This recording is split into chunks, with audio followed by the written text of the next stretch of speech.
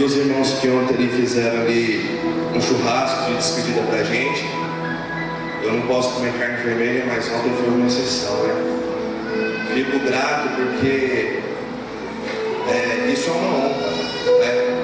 A gente ser amado pelos irmãos. Não está aqui, mas se estivesse, falaria. Lembro que quando a gente voltou do Haiti, né? Departamento de senhoras, na época ali da irmã Raquel,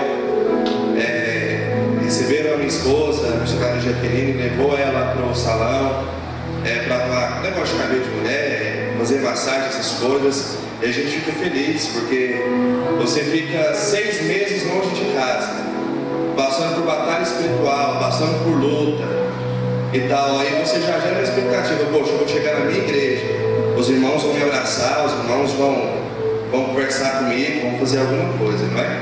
Daí quando fizeram isso com a minha esposa, eu fiquei muito feliz, gostaria de agradecer a Raquel, sabe? O departamento de senhoras no ano passado, por essa honraria, os irmãos que estiveram conosco ali, nos levando no aeroporto ano passado, nos buscando depois, também a gente se sente amado com esse tipo de atitude. Eu quero dizer para você que pode ir na segunda-feira lá buscar os jovens que estiveram na METEC de 1 mês, irmãos, né? 1 mês longe de casa, passando ali por certas dificuldades no sentido de comida, longe do pai, longe da mãe, e quando eles chegam ali e vê a igreja reunida para recebê-los, com certeza eles vão se sentir muito amados, muito amados. E você não faça isso apenas porque o pastor do Amar vai estar chegando, mas porque são 12 jovens que deixaram, teve jovem que pediu demissão do emprego para poder estar ali, aprendendo sobre missões, para poder semear a palavra do Senhor.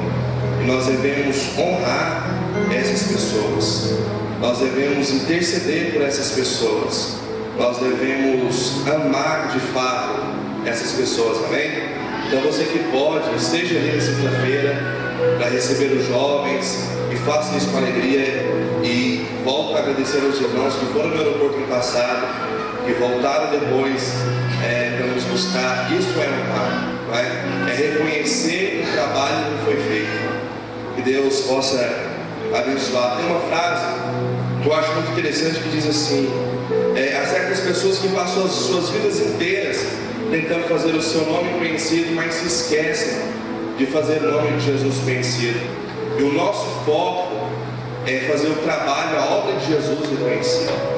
Certo dia eu fui visitar o pastor Francisco na casa dele, e a gente tocou o interfone, a neta, uma das netas dele atendeu o interfone, recebeu a gente na porta e foi lá no quarto falar que a gente tinha chegado. Ela falou: vovô, o irmão, o bom samaritano está aí para visitar o senhor. Ela não sabia meu nome, mas sabia o trabalho que a gente estava prestando. Então nós não devemos trabalhar com o nosso nome, nós devemos trabalhar para Deus, para que o reino dele seja conhecido e reconhecido nessa terra. Amém? Quero pedir às irmãs do círculo de oração que orem por nós, aos irmãos que oram na madrugada que oram por nós. Apesar do Haiti ser o país mais pobre da América, um dos mais pobres do mundo, a prova espiritual que eu estou passando agora é maior. Parece que eu estou com mais medo de ir para o Uruguai, que é aqui do lado, do que quando foi para nós irmos para o Haiti. Mas como o apóstolo Paulo disse, uma grande porta nos foi aberta, mas muitos são os adversários.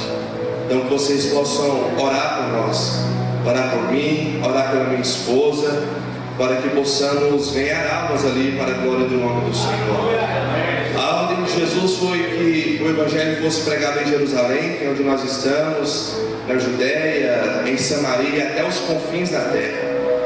Aí alguém pode dizer assim: nossa, mas eu acho errado enviar um missionário lá para o outro lado do mundo. Vamos supor que fosse a questão.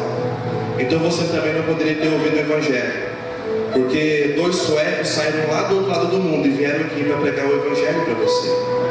E você está aqui hoje pelo fruto deles. Então nós temos que semear em Jerusalém, Judéia, Samaria e até os confins da terra. Amém? Agora vamos ficar de pé, que eu tenho uma palavra de Deus para você nessa noite. Quero convidá-lo a Josué capítulo 13, versículo 1. Livro de Josué. o 6º livro da Bíblia, capítulo de número 1. Quero agradecer ao presbítero Irandi, que me deu um livro ali de presente, do Spurgeon, muito bom. Quero agradecer de coração. Josué, capítulo 13. Quero agradecer também minha mãe, o Wanderson, que estão ali nessa noite ali, quero se despedir da gente. Quero agradecer a todos os irmãos, agradecer ao pastor Itamar pela oportunidade de estarmos aqui hoje para transmitir a palavra de Deus, pastor Cláudio, todos os obreiros que estão aqui à retaguarda. Como os irmãos sabem, se a pregação hoje for 20 minutos, com 20 minutos eu passo o microfone. O que Deus tiver para falar, Ele falando, eu passo. Não sou muito bitolado nesse negócio de ter que pregar ao mesmo tempo que o pastor. Eu tenho que pregar aquilo que Deus me deu para ser pregado, para que você possa sair daqui edificado. Quem achou diz amém. Josué 13:1 diz assim: era Josué, porém, já idoso, entrado em dias, e disse-lhe o Senhor: já estás velho, entrado em dias, e ainda há muitíssima terra que ficou para se possuir.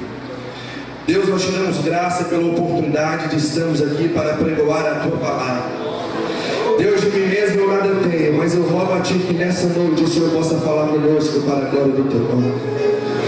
Que aquele que entrou aqui triste, abatido, possa sair regozijante na presença do Senhor. Aquele que entrou aqui enfermo, desde já, possa ser tocado pelo teu Espírito Santo e ser curado para a glória do teu nome. Meu Deus, este homem que entrou aqui cabisbaixo, procurando sentido para a sua vida, Deus, que o Senhor possa levantá-lo nessa noite como um instrumento nas suas mãos para a glória do Senhor. Essa mulher que entrou aqui nessa noite, meu Pai, preocupada com a situação da sua família, que o Senhor possa, meu Deus, se revelar a ela de uma forma tão especial, que ela só possa dizer: santo, santo, santo é o Senhor. Fala para a tua igreja, fala para a tua noiva, que a tua voz e não a voz de um homem possa ecoar nesta igreja nessa noite. E eu creio que no final deste culto, meu Deus, vidas vão chorar sentindo a sua glória, sentindo o seu poder. Eu tenho certeza que vidas vão ser batizadas com o Espírito Santo.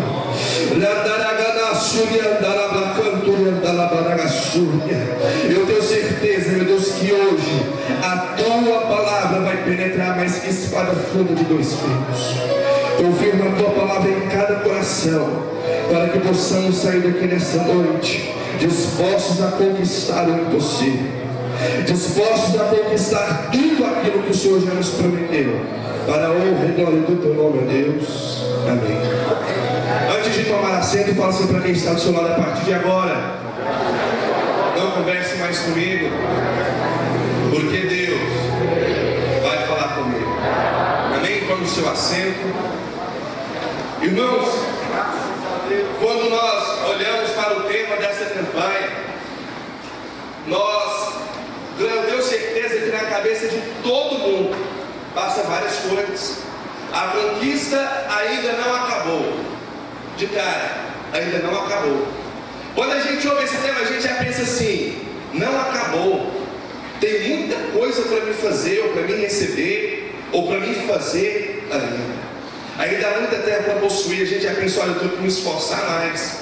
Independentemente daquilo que você projetou, que você tem colocado no seu cartão de campanha, quando você ouve o tema, a conquista ainda não acabou, ainda há muita terra para possuir. Eu tenho certeza que você lembra de sonhos, de projetos, talvez que estavam esquecidos lá no fundo da gaveta. Você tira e diz: a conquista ainda não acabou, ainda há muita terra para possuir. E eu creio fielmente que quando Deus escolhe um determinado tema para que nós possamos trabalhar, é porque Deus de fato está disposto a fazer aquilo que nós estamos pedindo. Sendo isso, como diz Filipenses, justo, honesto, agradável, de boa fama e amado. Ou seja, se aquilo que nós estamos planejando dentro deste tempo for justo, honesto, agradável, de boa forma, você pode ter certeza que o Senhor já te concedeu. Porém, como vocês sabem, como vocês me conhecem, desde os 13 anos, quando eu preguei a primeira vez no culto de adolescentes, que a pastora Lucilene mandou um bilhetinho para mim, que eu tenho esse bilhetinho guardado até hoje. Sabe, escrito assim: Augusto, você vai ser um dos pregadores do próximo culto de adolescentes, estou orando por você. Eu tenho marcado até hoje, pastor. Foi uma semeadura. E eu preguei aquela primeira mensagem sobre Noé, o pregoeiro da justiça. Então eu quero te convidar nessa noite a apagar da sua mente tudo aquilo que você estava pensando. E vamos fazer nessa noite, talvez, um culto missionário, aonde você possa colocar à frente deste tema almas, aonde você possa colocar à frente do seu projeto, do seu propósito, almas.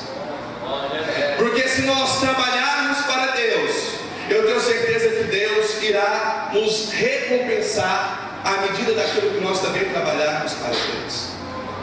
Queridos, e o projeto missionário de Deus não começou quando Jesus foi à cruz.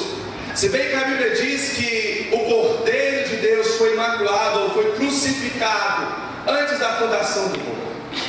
Mas o projeto missionário de Deus com a tua noiva, com a igreja, ou com o povo dele, não começou no livro de Mateus. Mas o projeto missionário de Deus para que outros povos pudessem conhecer a Deus de verdade começou lá no Gênesis. Eu fico imaginando Deus lá nos céus, e os serafins acima dele dizendo: Santo, Santo, Santo, Santo. À frente dele estavam outros anjos também adorando, louvando o nome do Senhor. E talvez quando Deus olhasse para baixo, ele dissesse: está faltando adoração lá embaixo. Então Deus resolveu criar o homem, a sua imagem e a sua semelhança. Olha que magnificante. Os homens não são a imagem e semelhança de Deus. Os animais não são a imagem e semelhança de Deus. Mas você é a imagem e semelhança do Senhor. E Deus te criou para que de você, para que de mim, para que de nós pudesse sair o mais perfeito louvor. Só que Satanás, como nós conhecemos, entrou no meio, trouxe discórdia, trouxe a separação entre o homem e Deus. E a Bíblia diz que a única coisa que pode separar o homem de Deus, ou que separa Deus do homem, é o pecado. Querido, e quando o diabo separou agora, trazendo aquela inimizade, trazendo o pecado, o homem foi expulso do jardim do Éden. E durante algumas décadas, algumas gerações, Adão e Eva foram gerando filhos, até chegar os mais conhecidos, por que a Bíblia relata o seu nome, não é? Caim, Abel, estou misturando os nomes, né? Caim, Abel e futuramente também Sete. E aí eu começo a entender que após entrar o pecado do homem, dois tipos de homens, e quando eu digo homem, eu digo raça humana, homem e mulher, ou barro vindo da terra. Eu entendo, e olha que interessante, vindo da terra, me dá muita terra para possuir, ou seja, tem muito vaso lá fora que ainda precisa ser possuído pelo Espírito Santo, e Deus conta com você para que esses vasos possam ser possuídos. E aí, Caim e Abel, Caim, ele teve inveja é coisa da carne, coisa da terra. Abel, ele não se preocupou com a oferta que o seu irmão iria oferecer, mas ele quis oferecer o seu melhor para Deus.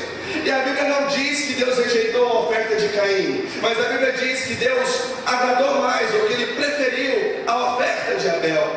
Não sei, talvez Deus estivesse provando a Caim para saber o que estava no seu coração.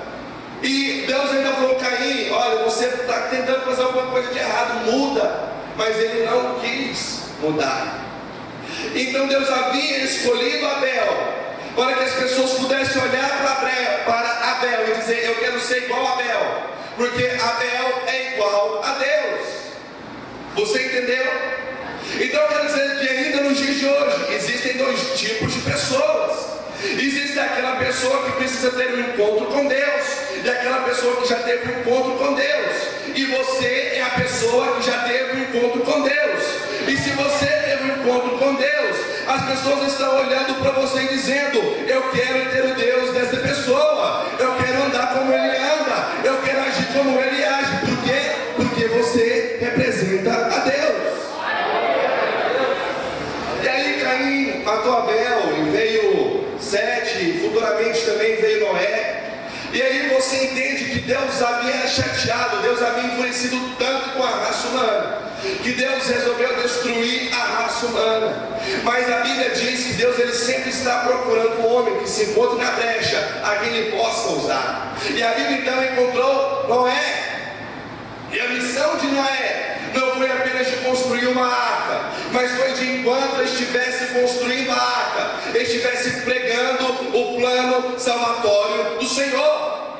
Naquela época nunca havia chovido, naquela época nunca havia jorrado água dos céus, apenas o orvalho que nascia na terra. E quando Noé começou a pregar que iria chover, que iria vir uma grande tempestade, que o dilúvio iria acontecer, as pessoas não acreditavam, mas Noé não parou de pregar. Talvez você esteja dizendo: eu não vou pregar mais para este meu filho, para esta minha filha, para este meu irmão, para este meu parente, porque eles não acreditam na volta de Jesus. Mas Noé não parou de pregar. Noé continuou pregando, e no dia que o dilúvio veio, pelo menos a família dele foi salva. Eu quero dizer, meu querido, que você não sabe o dia e nem a hora do Senhor. Talvez Noé também não soubesse nem o dia e nem a hora que o dilúvio ia vir. Ele só sabia que Deus havia falado: constrói a arca, porque o dilúvio vai vir. Irmão, quando nós cremos na palavra de Deus, nós trabalhamos por essa palavra. Então eu entendo então que tem muito crente que não crê na volta do Senhor, porque quando Noé creu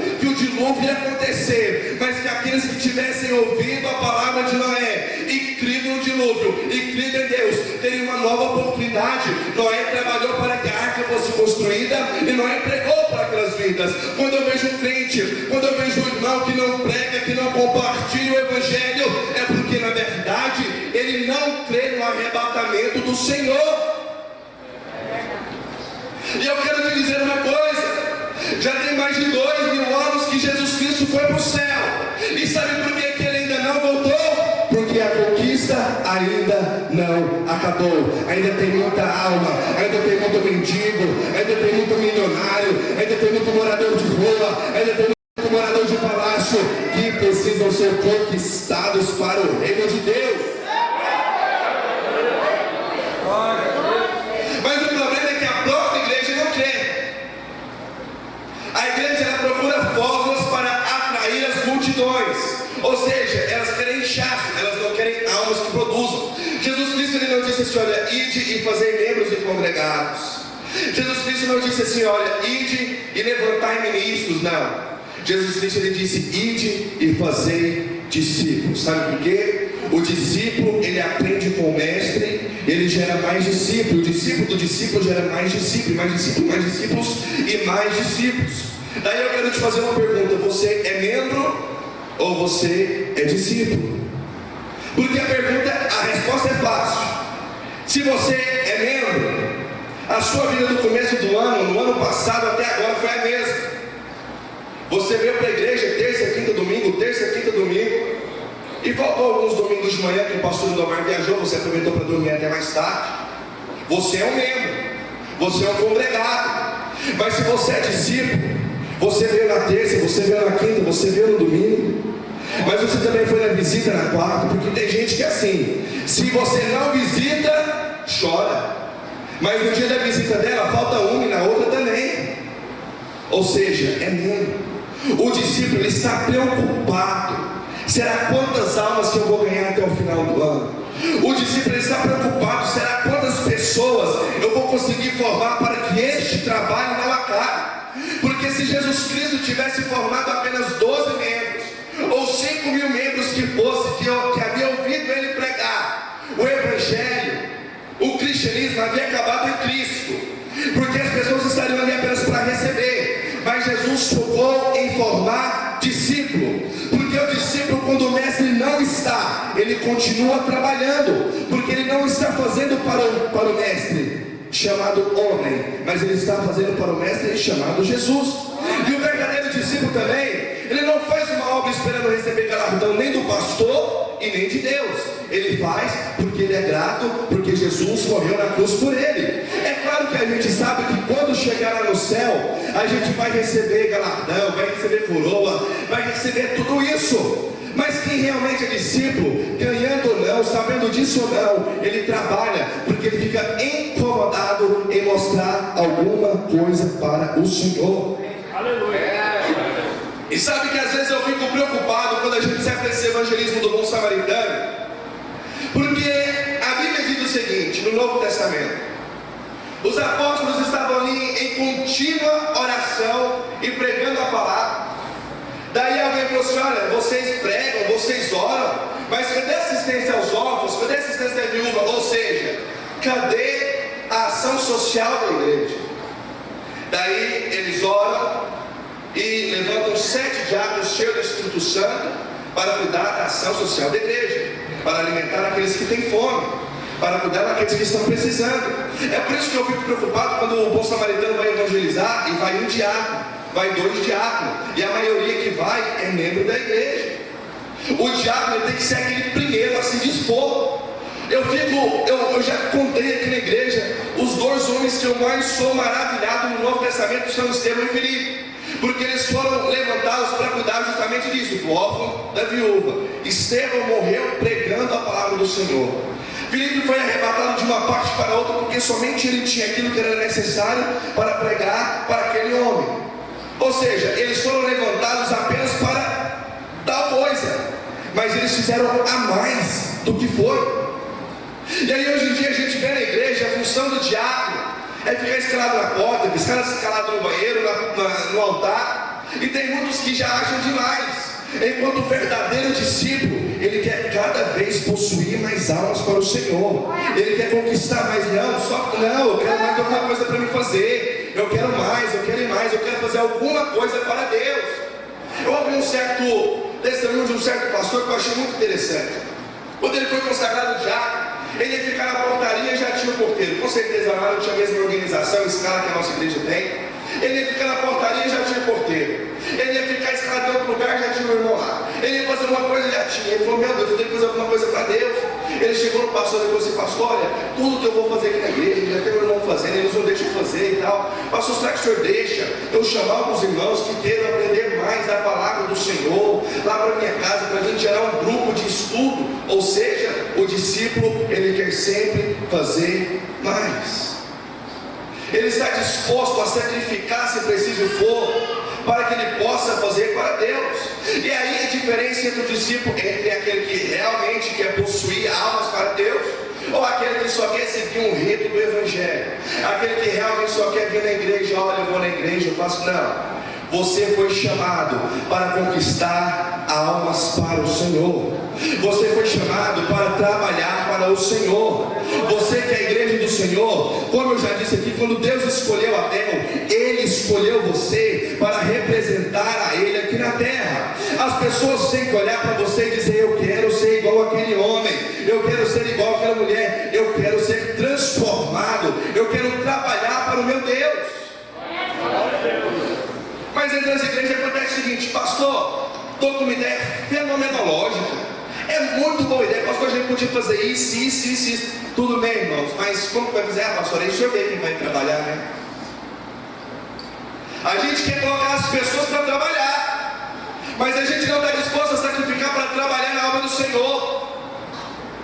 Não basta você falar: olha, tem que fazer isso, tem que fazer aquilo. Não! Coloque sua mão na massa, meu querido. A Bíblia diz assim: olha, Jesus parece que ele estava, quando ele falou, ele estava dizendo sobre os dias de hoje. Ele disse o seguinte: rogai ao Senhor da seara. Rogar não é uma simples oração, rogar é clamar, é rasgar a alma. Rogai ao Senhor da seara, para que ele envie trabalhadores. Jesus não disse assim: olha, rogai ao Senhor da seara para que ele envie pastores, evangelistas, presbíteros e diáconos. Ele disse trabalhadores. Qual a diferença? Tem pastor que não trabalha, tem evangelista que não trabalha na obra do Senhor, tem evangelista que só frequenta o culto, Tem presbítero que só frequenta o culto, diácono é a mesma coisa.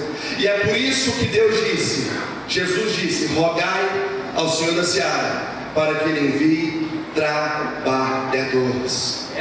Meu irmão, Deus te chamou para trabalhar para Ele. O que significa isso, pregador? Que eu tenho que abandonar meu emprego, que eu tenho que largar minha empresa? Não! Deus está dizendo que você precisa trabalhar para Ele.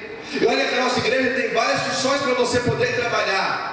Tem a visita, tem o Mohan, tem aí o evangelista na madrugada que vai acontecer amanhã. Ou seja, você não tem desculpa para não trabalhar para o Senhor. Talvez você chegue diante do céu e diga assim: Senhor, eu não fiz mais porque já tinha muita gente fazendo. Mas nós somos uma igreja com cerca de 400 membros. Tudo que vai fazer é sempre as mesmas pessoas, os mesmos trabalhadores. Vai fazer cantina aos mesmos, vai fazer tal coisa aos mesmos, vai lavar calçada são os mesmos, vai pintar a igreja são os mesmos, vai fazer um almoço são os mesmos. Enquanto nós poderíamos estar expandindo muito mais se todos trabalhassem e dividíssemos para que a terra fosse possuída. E você acha que é fácil possuir, irmãos? Quando Deus disse assim para Josué: Josué, ainda falta muita terra para possuir, ainda falta muita terra para conquistar. O povo já havia conquistado muita terra. A tribo de Rúben e a meia tribo de Manassés haviam ficado antes do Jordão, e muitas outras tribos já haviam conquistado terra. Só que quando Deus trouxe para Josué, falta muita terra. Duas coisas eu entendo. Primeiro, é conquistar. Eles iriam ter que lutar contra os gigantes da terra. Eles iriam ter que lutar contra os inimigos. Eu entendo que quando você se prepara para trabalhar no reino de Deus, para trabalhar na obra do Senhor, muitos são os levantes que vêm contra você. E se você olhar e dizer: não, eu não vou, parece que quanto mais a gente chora, mais assombração aparece. Parece que quanto mais a gente quer se aproximar de Deus, mais levante tem. É claro, você está trabalhando para Deus. Quando Davi foi lutar contra Golias, a perspectiva dele foi diferente. Muitos olhavam e diziam: é muito grande, não tem como vencer. Mas ele disse: é muito grande, não tem como errar. Depende da sua perspectiva para as almas. Depende da sua perspectiva para que vidas possam conhecer o Senhor. Sabe por que tem muitas pessoas que vê um mendigo na rua e não evangeliza? Vê um morador de rua e passa de longe? Porque sabe que vai dar trabalho. Sabe que vai dar trabalho atrás, sabe que vai dar trabalho levar depois para dormir em algum lugar, sabe que vai ter que gastar com alguma coisa, e a obra da igreja é essa. Meus irmãos, Jesus, é por isso que eu fico, Jesus é o exemplo da igreja, é o exemplo que você realmente deve seguir. Jesus estava pregando para cerca de 15 mil pessoas, e as pessoas o estavam aclamando. Jesus, ele estava no auge do seu ministério. Daí, quando ele terminou de pregar, ele chamou os seus discípulos e disse: vão para outra parte. Ele foi sozinho. Ele foi para Gadara para pregar somente para um homem que estava possesso. Jesus não disse assim: não, porque agora eu já sou pastor presidente. Quem atende o morador de rua, quem atende o bêbado aí é o diabo. Não, eu não faço isso não. Jesus pregava para a multidão, mas ele também pregava para uma alma que necessitava de ouvir o evangelho. Jesus Cristo, ele pregava entre os ricos e poderosos da época, mas ele também pregava ao meio-dia sozinho para uma prostituta que estava lá abandonada e desolada da vida. Jesus não fazia distinção de pessoas, ele não queria saber se iria dar trabalho, mas ele sabia que ele tinha que fazer algo também para Deus. A propósito, Jesus disse: olha, eu não vim para cumprir a minha vontade, mas eu vim para cumprir a vontade do Pai. Meu irmão, se essa palavra não queimar o seu coração, você está desviado, afastado do Evangelho, porque eu não estou pregando uma mensagem antibíblica, eu não estou pregando uma ideologia nova, eu estou falando: trabalhe para que vidas possam ser alcançadas, porque ainda tem muita terra para conquistar. Jesus Cristo, ele disse assim: olha, uma parábola vos dou. O semeador saiu a semear, e semear aonde? Na terra. Jesus compara o coração dos homens à terra, e aí ele diz assim: olha, tem terra que vai ter espinho, tem semente que foi lançada à beira do caminho, foi lançada errada, mas tem terra que se você lançar, vai frutificar. E como que nós conhecemos os corações? Não tem como. Como que nós conhecemos o terreno? A princípio não tem como. Nós temos que começar a semear. E durante a semeadura nós conhecemos. Nós sabemos se dá ou não, se é ou não. Nós temos que nos dispor a trabalhar cada vez mais para Deus. Nós temos que nos dispor. Vai ter evangelismo, vai dar aqui 300 pessoas, não apenas 30. Vai pintar a igreja, vai dar 300 irmãos, cada um vai dar só uma pincelada, porque vai pintar tudo de uma vez. Ou melhor ainda, vai vir pintar a igreja, ao mesmo tempo vai ter evangelismo na praça, ao mesmo tempo vai estar distribuindo comida, porque vai estar todo mundo trabalhando. Querido, a igreja não é um lugar onde você vem, senta, recebe milagre, recebe vitória e vai embora, não. A igreja é um lugar onde você vem, se alimenta da palavra de Deus, e claro que sim, recebe bênção, e claro que sim, recebe vitória, mas essa bênção, essa vitória que você recebe é para ser usado para abençoar outras pessoas também. A Bíblia ela nos ensina sempre a dividir. A Bíblia ela diz assim: olha, aquele que roubar, não roube mais. E a Bíblia não ensina dizendo assim: olha, mas trabalhe para que possa viver, não. Mas trabalhe para que tenha com o que dividir com aquele que precisa. O Evangelho de Cristo é dividir. O Evangelho de Cristo não é acumular. O Evangelho de Cristo é quando você tem 10, você dá 5 para alguém que está necessitando. Irmãos, eu disse uma coisa lá na igreja de Goiânia, lá o pastor Diego, ele ficou vermelho assim, ficou sem entender. Eu falei: calma que eu vou explicar. Eu disse assim, no meio da pregação, eu falei: se olha para o irmão estacionado e diga assim: a partir de hoje, não dizime mais nessa igreja. O pastor ficou: meu Deus, o que esse pregador está falando? Eu disse assim: continue a frase, mas faça como a igreja primitiva: doe tudo que você tem. Aí o povo começou a falar: então é melhor você continuar dizimando na obra do Senhor, sendo fiel no dízimo, porque vai ser pouco que vai ter coragem de vender tudo que tem. Só que na igreja primitiva, as pessoas vendiam tudo que eles tinham e depositavam aos pés dos apóstolos. Não era para que o apóstolo pudesse ter mais do que os outros, era para que todos tivessem o mesmo tanto. É para que um não tivesse mais e outro tivesse menos. É para que ninguém passasse fome e outro tivesse demais. Mas era para que a igreja do Senhor vivesse no mesmo nível. Jesus Cristo disse assim: olha, ameis uns aos outros, e nisto eles saberão que vocês são os meus discípulos. Irmãos, quando nós vemos alguém passando necessidade, nós devemos ajudar sim, nós devemos contribuir com ele sim. A não ser que Deus fale com você: não, eu estou provando aquela pessoa ali, não faz isso não. Agora o problema é que a gente pega um testemunho que o pastor Lindomar deu aqui: não vou ajudar ninguém não, rapaz, está doido? Deus está provando aquela pessoa, ela tem que passar na prova. Mas perceba o testemunho do pastor: ele foi ajudar, e enquanto ele ia ajudar, Deus falou: não, com essa pessoa não, porque eu estou provando. O problema é que a gente pega um testemunho para não poder praticar a palavra de Deus, porque a palavra de Deus diz: se alguém na igreja está passando por necessidades, e alguém da igreja, está na Bíblia, Tiago, pode ler, que tem condições financeiras de ajudar e não ajuda, comete pecado. No livro de Tiago ele diz assim: olha, se alguém da igreja está despido, e algum irmão o despede ainda despido, não o ajudando, como estarei no amor do Pai? Então a sua primeira intenção tem que ser ajudar. A sua primeira intenção tem que ser ganhar. A sua primeira intenção tem que ser ganhar aquela alma para Deus. Aí se Deus for não ajuda, é outra coisa. Mas que Deus fale o seu coração. Mas que você primeiro possa querer praticar o bem. Que você primeiro possa querer possuir almas para o reino de Deus. Que você primeiro possa querer ganhar almas para o reino de Deus, antes de ganhar qualquer outra coisa nessa terra. Porque muitas vezes, meus queridos, nós pregamos sobre tais coisas, falamos sobre o amor, mas não praticamos o amor. Nós vamos cantar e cantamos aquele: eu quero ver tua fé, quando o mundo te esquecer. Mas quando o mundo esquece aquele cantor, ele se afasta do Evangelho. Muitas vezes nós ministramos: porque você tem que fazer isso, e você, enquanto Deus prova aquela pessoa que está ministrando, ela não pratica aquilo que foi ministrado.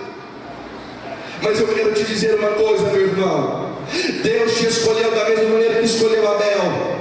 Deus te escolheu da mesma maneira que escolheu os 12 apóstolos. Deus te escolheu da mesma maneira que escolheu a igreja primitiva. Deus te escolheu da mesma maneira que escolheu Abraão. Deus te escolheu para que você possa ser um referencial nessa terra, e as pessoas olharem para você e dizer: eu quero ser igual àquele homem, eu quero ser igual àquela mulher, eu quero fazer daquela mesma maneira. Deus te escolheu. A Bíblia diz que quando o povo clamou e Deus libertou o povo do deserto, do Egito, e levou para Jerusalém, para Israel, havia no meio daquele povo um populacho, ou seja, um povo que não era hebreu, mas que aproveitou para seguir o povo, para ser liberto também do Egito. E a proposta de Deus é para que quando as pessoas olhassem para Israel, vissem a história de Israel, dissessem: não há Deus como Deus de Israel. A proposta de Deus para você é que quando as pessoas olharem para você, elas possam dizer: não há Deus como Deus do crente, não há Deus como Deus daquele irmão, não há Deus como Deus daquela irmã. Então viva conforme a palavra do Senhor, meus queridos. 1 de João capítulo 2 versículo 1: meus filhos, não pequeis, mas se todavia alguém pecar, eu quero que vocês saibam que tendes no céu um advogado fiel e justo. E qual o primeiro pecado que a igreja do Senhor tem pecado nos dias de hoje? O pecado de não pregar a palavra de Deus, o pecado de não anunciar o reino de Deus. A pessoa entra no Instagram, curte Justin Bieber, curte homem seminu, curte mulher seminua, mas não tem coragem de compartilhar a palavra do Senhor.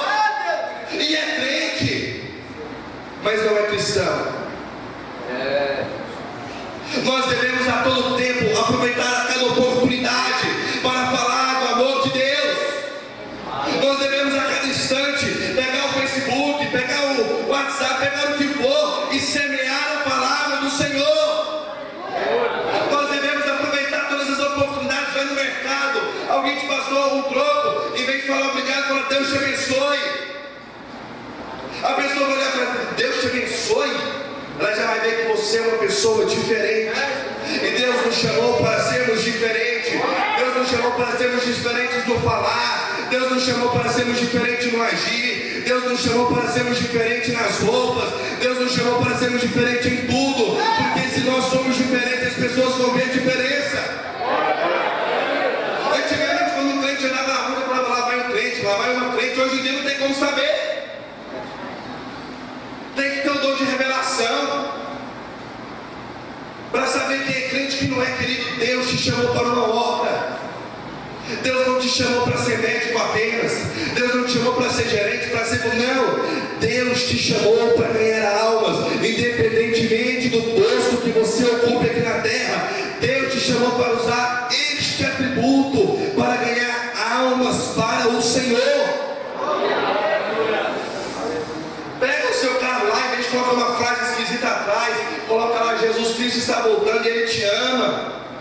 Sabe, pega uma camiseta, em vez de comprar uma camiseta lá do mundo, compra uma camiseta do Bom Samaritano com uma frase evangelística.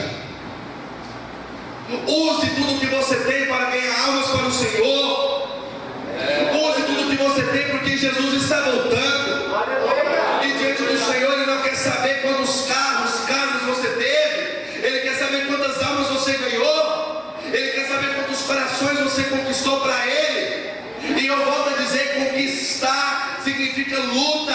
Não é fácil ganhar almas, mas é fácil se render para que o Senhor faça através de você. Eu quero dizer uma coisa, meu querido: ainda tem muita terra para ser conquistada aqui em Anápolis. Ainda tem muito coração que precisa receber a semente da palavra. Ainda tem muita semente em Goiás, no Brasil e no mundo, que precisa de ouvir o Evangelho. Outro dia a gente estava orando sobre os árabes, sobre os muçulmanos, e eu falei assim: Deus, levanta a sua igreja para enviar missionários ali para a Jordânia, para a Síria, porque eu tenho certeza que tem homens e mulheres que têm coragem de ir para aquele lugar. Eu conheço um casal que mora na Jordânia. Aí Deus abre o coração, porque a Bíblia diz: como crerão naqueles de quem nada ouviram? E como ouvirão se não há quem pregue?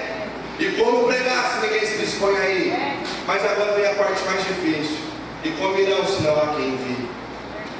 Talvez nos dias de hoje a parte mais difícil é achar quem envia, porque a riqueza tem tomado conta do coração das pessoas. As pessoas querem conquistar, possuir, ganhar para si mesmo, mas não estão dispostos a investir na obra de Deus. Eu não estou pregando isso porque hoje eu sou um missionário. Quem me conhece sabe que eu prego esse tipo de coisa desde quando eu tenho 13 anos de idade.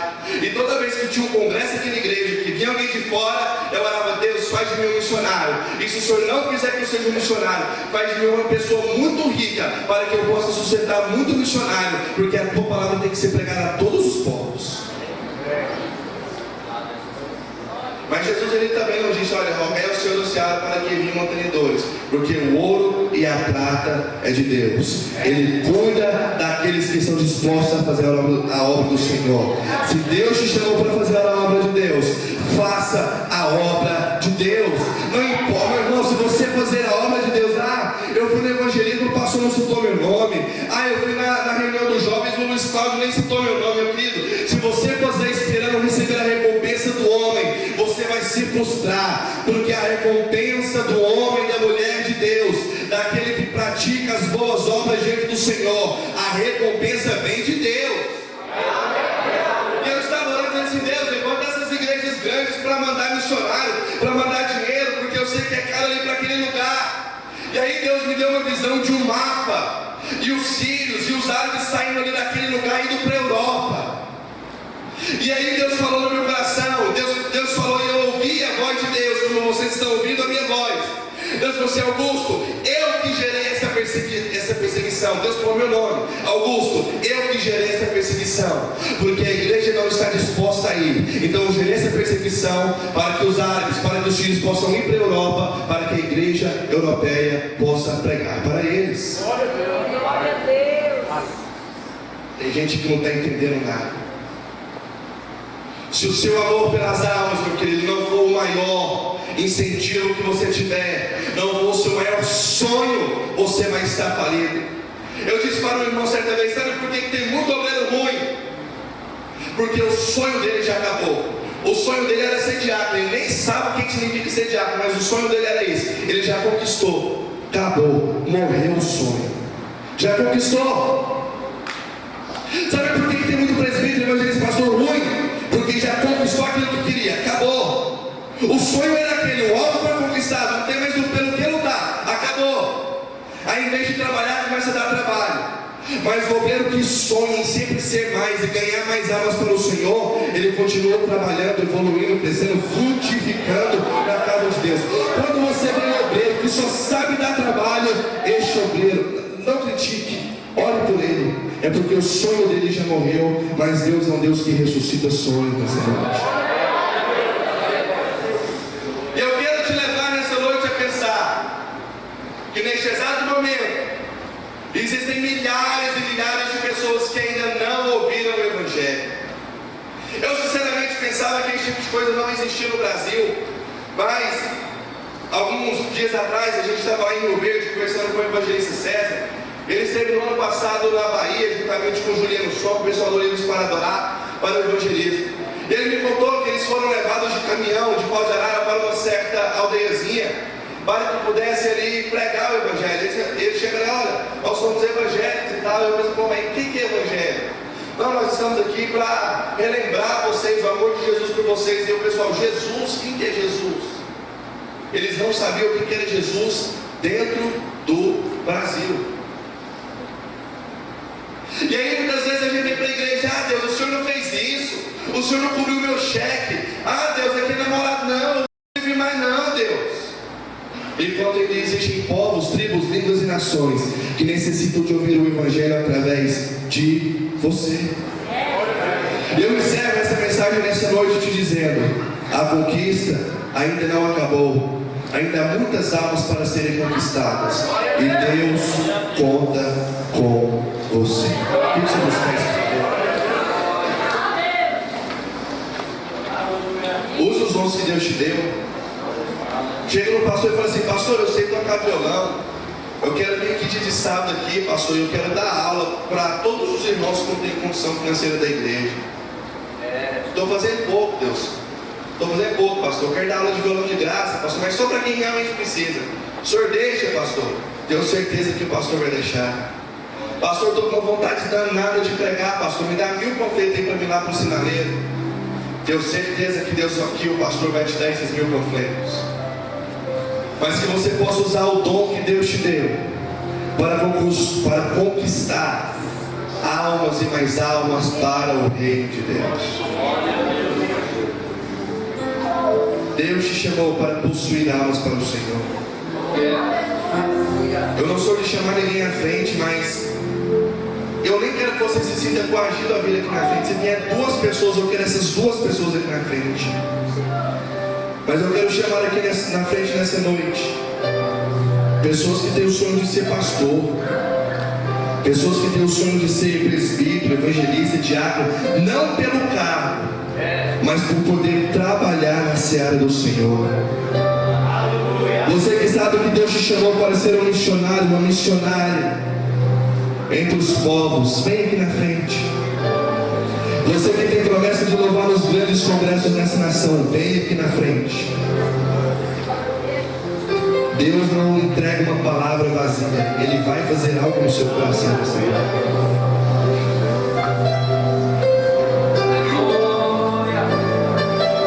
Deus conta com você para pregar para o seu filho, para o seu genro, para a sua nora. Deus conta com você para pregar para o seu patrão, para o seu funcionário. Deus conta com você para pregar para a caixa do mercado.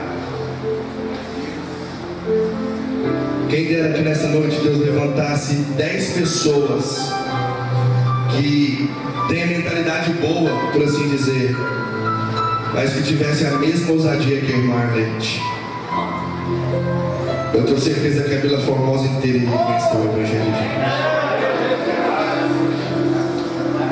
Eu fico imaginando o dia que a irmã Arlete chegar lá no céu, as pessoas aqui na terra dizendo doida, tem problema, e Deus dizendo: vinde bendita de meu Pai.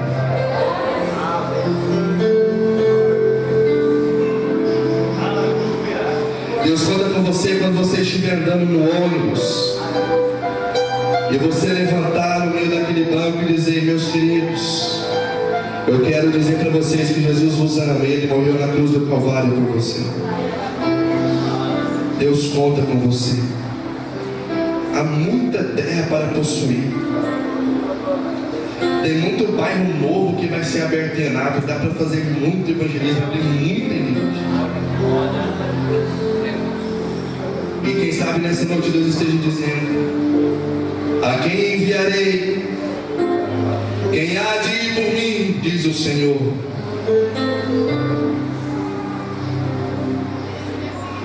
Deus conta com homens e mulheres que dizem: eis-me aqui.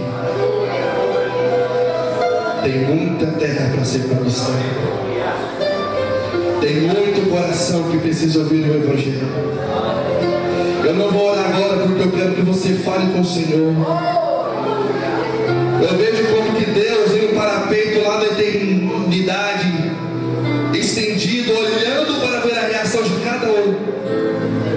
Se é apenas emoção ou se de fato é vontade do Senhor, ou se de fato é isso que você quer. Deus está enojado de pessoas que pegam o microfone e falam: porque eu vou fazer mais, porque eu aprendi. Não!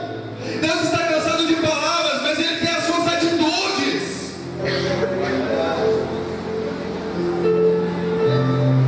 Deus não quer ouvir você chorando. Deus não quer você com lágrimas de crocodilo aqui na frente. Deus quer que você pratique.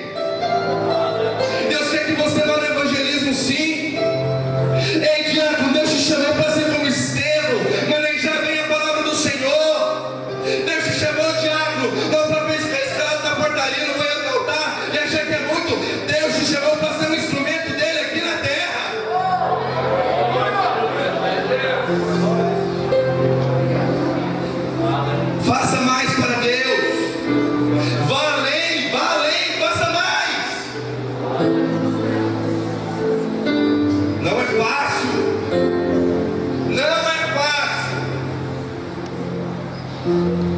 Deus suprirá todas as suas necessidades.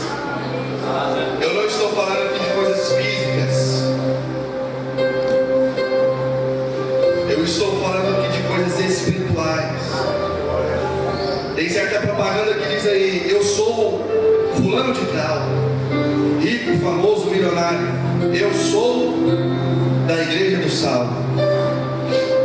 Eu quero contar um testemunho para você. Eu trabalhava numa empresa, ganhava bem. Eu tinha minha moto. E hoje em dia, nem a moto eu tenho mais.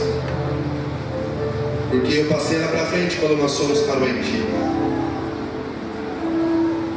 Porque o evangelho muitas vezes não é ganhar mais, mas é perder. Porque aquele que perder a própria vida, achá-la diante do Senhor. Deus nessa noite Ele está chamando homens e mulheres dispostos a semearem a palavra de Cristo, dispostos a pregar o evangelho em tempo e fora de tempo, em templo e fora do templo. Deus conta com você. Deus conta com você, com a sua renúncia. Deus conta com você, com o seu despertar. A Bíblia diz, Mateus capítulo 6, versículo 17 até o 19, que aonde estiver o teu tesouro, aí estará também o teu coração. Ou seja, naquilo que eu me aplico, é aquilo que o meu coração está. É ali o meu tesouro. Eu quero orar somente por você, que a partir de hoje vai lutar para que o teu ministério aconteça, vai correr para que o teu ministério aconteça, vai no culto, vai lá na casa de recuperação, vai junto com o bom samaritano no evangelismo. Deus não te chamou para ser mais um, mas Ele te chamou para um ministério específico. Deus, eu preguei a sua palavra. Se fosse minha vontade, Senhor, eu pregaria somente bênçãos para a sua igreja. Iria profetizar somente milagres, carros, casas e coisas boas. Mas o Senhor me chamou aqui nessa noite para chamar a sua igreja ao despertamento. Que ainda existem muitas almas para serem conquistadas, Pai. Eu pedi para que viesse aqui na frente somente aqueles que sonham em ser um instrumento nas suas mãos, mas que vão trabalhar para que isso aconteça e não ficar esperando que caia do céu. Eu peço para o Senhor honrar a fé deste irmão, honrar a fé dessa irmã, para a glória do teu nome, e confirmar sobre ela, meu Deus, a palavra do Senhor. A conquista, homem, ainda não acabou. Josué tinha mais de 80 anos e ele continuou conquistando para o reino de Deus. Não importa a tua idade, Deus ainda tem muita terra, muita alma para conquistar através de você, diz o Senhor. Basta que você abra o teu coração, basta que você trabalhe insanemente para o Senhor, basta que você renuncie até mesmo vezes de estar na sua empresa para estar na casa de Deus. Basta que você renuncie vezes de estar na sua casa descansando para estar se desgastando pelo reino de Deus. Muitos vão olhar e dizer, mas você está tratando a sua saúde. Mas lembra dessa palavra que o Senhor te diz: não é tempo de descansar, é tempo de conquistar almas para o reino de Deus.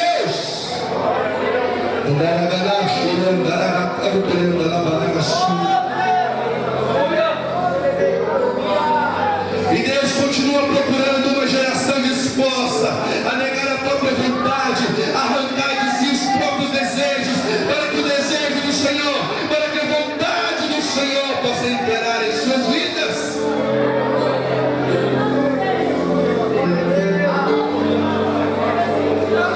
Levanta a sua mão para o alto na posição de receber.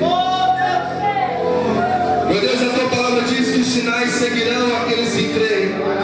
E essa palavra foi dita para aqueles que iriam fazer a sua obra, Pai, aqueles que decidem fazer a sua obra nessa noite.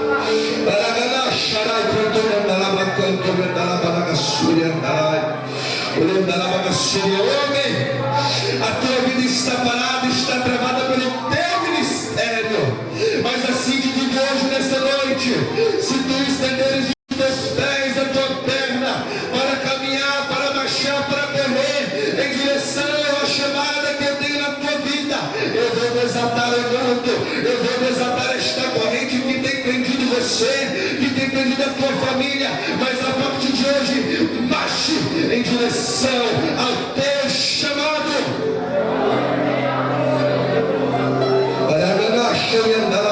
Deus,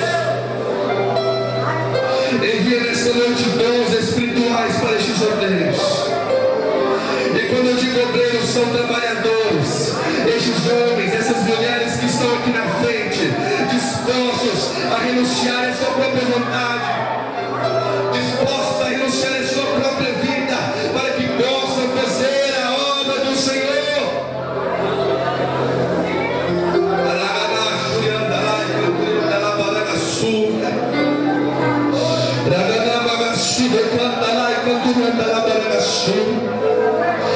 Irmão Rubens Brandão, Deus manda te dizer quantas vezes mais ele vai ter que falar contigo a respeito da chamada, a respeito do ministério, para que você se dedique ao preço deste ministério.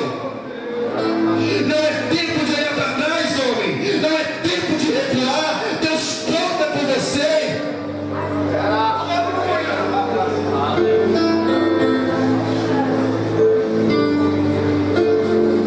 Deus ainda conta com homens e mulheres que dizem: não, eis-me aqui, se necessário for, ir até o Estado Islâmico, pregar o Evangelho, eis-me aqui. Eis-me aqui, se necessário for, pregar o Evangelho para o meu vizinho. Eis-me aqui, se necessário for, pregar o Evangelho na Bolívia, no Paraguai, no Uruguai, no Chile, na Guiana Francesa, na Guiana Inglesa, na Europa, na África. Não importa se o país é rico ou pobre, importa se tem almas que necessitam ouvir o Evangelho de Cristo. Pastor Edmundo, Deus me mostra você numa posição muito confortável, cômoda, e Deus quer que você saia dessa comodidade. Deus te conforta, porque Deus não te chamou para estar aí embaixo. Deus te chamou para estar apacentando ovelhas. E a sua vida só terá sentido se você se aplicar na obra de Deus.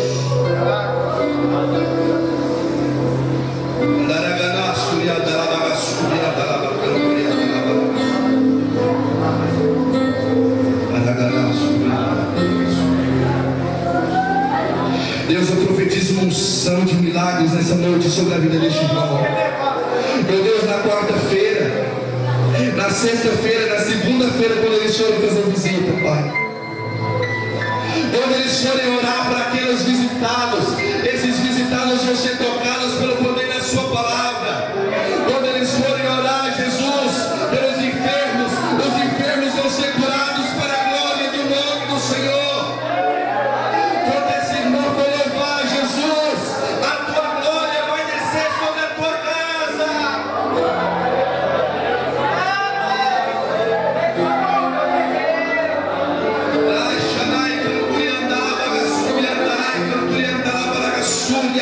Ei, a conquista ainda não acabou. Tem muita terra para ser conquistada. Sabe esse teu sonho aí? Deus quer levantar, Deus quer ressuscitar. Não acabou.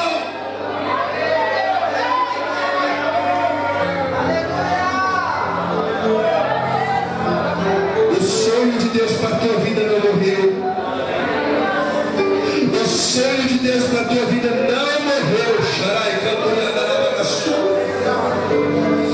Mas é necessário que você tire lá do fundo da gaveta e coloque em prioridade. Porque a chamada para a tua vida e para a vida do teu esposo não é pouca, mas é grande, diz o Senhor. Mas é necessário um preço, mas é necessário disposição.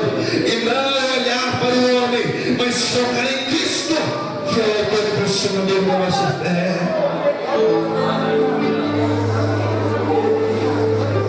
Eu profetizo no nome do Pai, do Filho e do Espírito Santo de Deus, o milagre sobre a sua vida. E todos aqueles que decidirem trabalhar para o Senhor também trabalhará por ti. Como assim, pregador? Deus vai virar meu empregado? Não. Deus vai te socorrer nas horas necessárias. Amém? Quem recebe a palavra diz amém. Quem não gostou diz glória a Deus. Ninguém.